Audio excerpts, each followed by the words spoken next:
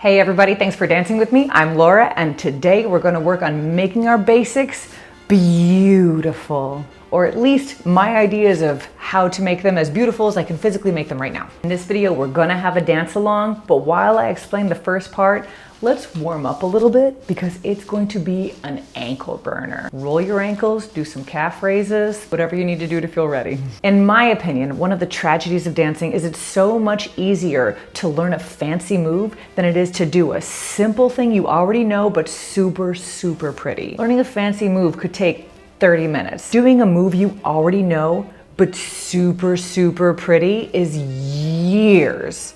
But what a worthy pursuit. In this video, we're gonna work on one of the features I think is essential to beautiful jazz dancing, an active standing leg. When you watch somebody dance, chances are you might see their big, high kicking legs, but in my opinion, the thing that gives support and character, the most important part of that dance, is that standing leg. Now this changes with tempo, but as the tempos become higher and the movements become more agile and athletic, that foot, that standing leg begins to hop and you can see air between the foot and the floor and you can hear it beating out a tempo in quarter notes. But depending on the move, there's also this 1920 style twisting as the standing leg slides across the floor and balances and offsets the weight of the kicking leg, which moves in and out, away and back to the center line of the body. And I think that that is just gorgeous. Let's check out a vintage example of a woman dancing in front of the Jenkins Orphanage band in the 1920s. I'm so sorry, I don't know her name. If you know her name, tell me. Where is her weight in relation to her feet? Now let's look at somebody who looks like she's learning from that woman. She's practicing and newer to the movement. Oh, it looks like the movement isn't as fluid, but it's obvious to me that she's thinking about her weight. For an even more compelling example, check out this person under the logo. It's hard to see, but that's some beautiful movement. To practice this, sometimes I do a jazz move, but I don't do the kicking leg at all. Let's try that with a fall off the log. On the left, I'm only thinking of my standing leg. On the right, I'm only thinking of my kicking leg. In the middle, I'm thinking of both of them.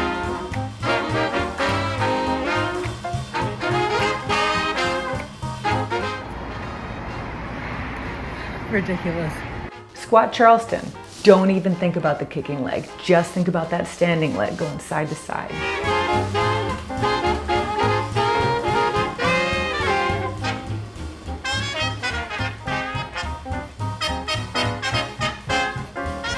With that kicking leg going side to side, it still really has the character of the movement we're going for. Chef's kiss. Let's check out hitchhikers. You can see my preference. All right, y'all, it's ankle burner time. We're gonna do some basic moves focusing on that standing leg. Just like a classroom, we're gonna change on every phrase, but if you want to stick with one move and really get it in your system, feel free to disregard everything else I'm doing. It's a YouTube video. You can play it again and again and again and focus on a different thing. And also, feel free to just ignore the kicking leg and exclusively put your focus on that standing leg.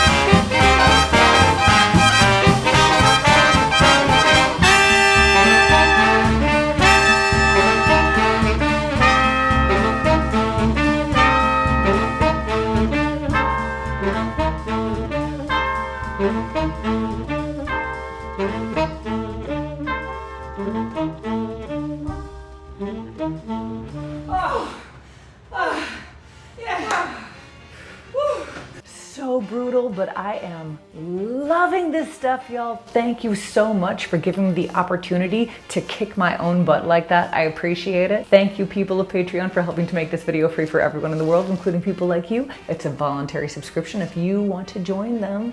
The link's in the description. I hope you had fun and learned a lot. If you did, click like and subscribe and all the YouTube algorithm stuff. If you like the music, it's the Brooks Promo Orchestra, and you can find a link to buy it in the description. And half of the money that I get from this YouTube channel goes towards organizations that support African diasporic artists and art for the founders of Lindy Hop. And the best way to learn to dance is to dance.